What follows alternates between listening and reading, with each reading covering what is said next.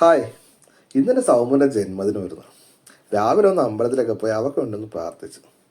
അതിനുശേഷം ഞാനും മോനോടെ നേരെ കഴക്കൂട്ടത്തോട്ട് നേരെ ലുലു ചെന്നു. സൗമ്യനൊരു ഗിഫ്റ്റ് വാങ്ങണം. നല്ല മഴയായിരുന്നു. മഴയുടെ ഭംഗിക്ക് ആസ്വദിച്ച് ഞങ്ങൾ പയ്യെ നേരെ നടന്ന് ലുലുവിനകത്തോട്ട് കയറി.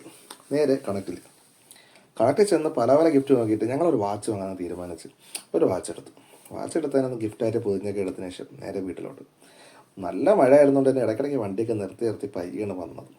നേരെ വീടെത്തി ആദ്യം അമ്മയ്ക്ക് ഒരു ഗിഫ്റ്റ് കൊടുത്തു. നമുക്ക് സന്തോഷമായി. ശേഷം അബിക്കോട്ടൊരു ഗിഫ്റ്റ് കൊടുത്തു. അത് നല്ല സന്തോഷം. കാര്യം വെച്ച് കഴിഞ്ഞാൽ അവൾ പ്രതീക്ഷിച്ചില്ല. ഇവർ രണ്ടുപേരും ഒരു ഗിഫ്റ്റ് കൊടുക്കുമെന്ന് അവൾ പ്രതീക്ഷിച്ചില്ല. എൻ്റെ ഗിഫ്റ്റ് അവൾ പ്രതീക്ഷിച്ചാണ്. ഞാൻ അങ്ങനെ എൻ്റെ ഗിഫ്റ്റ് കൊടുത്തു. അത് അവൾക്ക് അറിയാം അതൊരു വാച്ചാണ്. എൻ്റെ അടുത്ത് വാച്ച് വേണമെന്ന് പറഞ്ഞിട്ടുണ്ടായിരുന്നു.